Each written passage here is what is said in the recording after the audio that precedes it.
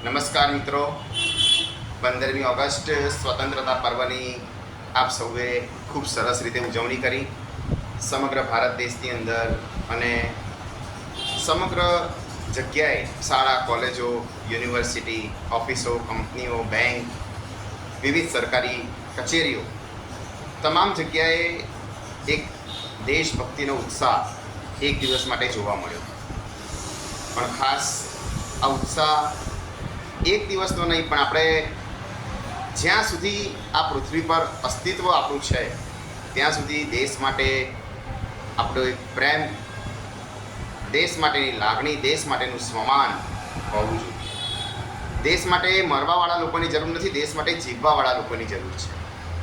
આપણે દેશ માટે કંઈક કરી છૂટવું છે તો એક સારી ભાવના, વસુધૈવ કુટુંબકમ, આ સમગ્ર વિશ્વ એક પરિવાર છે, એની ભાવના જો આપણા સૌમાં જાગૃત થશે તો ચોક્કસથી આ પૃથ્વી પર સ્વર્ગ જેવું વાતાવરણ ઊભું થશે.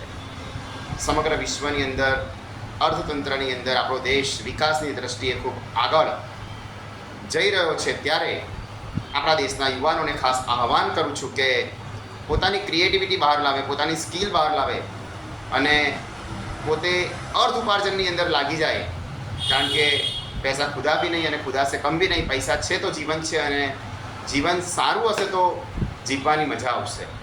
તો ખરી સ્વતંત્રતાનો ઉપયોગ એ જ છે કે દરેક વ્યક્તિ ખૂબ આનંદથી જીવે, ખૂબ મજાથી જીવે અને દરેક વ્યક્તિનું જીવન ધોરણ ખૂબ ઊંચું જાય.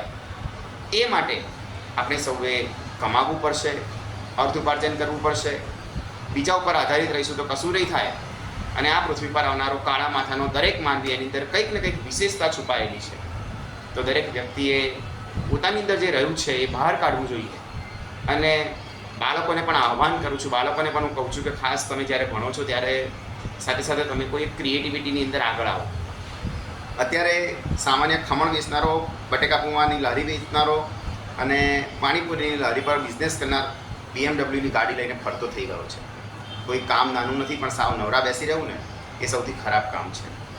માટે જીવનની અંદર જે કરો તે બેસ્ટ કરો અને દરેક દિવસ અને દરેક સવાર નવા વિચારોથી આગળ ઉગી નીકળે. આનો ભદ્રા ક્રતવો જંતુ વિશ્વતઃ, દરેક દિશાઓમાંથી અમને સારા વિચારો પ્રાપ્ત થાવ અને એ સારા વિચારો થકી આપણે આપણા જીવનમાં આગળ વધીએ. એ જ શુભકામના સાથે આ 80મા સ્વતંત્રતા પર્વની આપ સર્વને ખૂબ ખૂબ શુભેચ્છા પાઠવું છું. શ્રી વિદ્યા એજ્યુકેશન એકેડમીના ડાયરેક્ટર તરીકે અને મોટિવેશનલ સ્પીકર તરીકે આપ સર્વને જય હિન્દ, જય ભારત, જય જય ગરવી ગુજરાત. નમસ્કાર.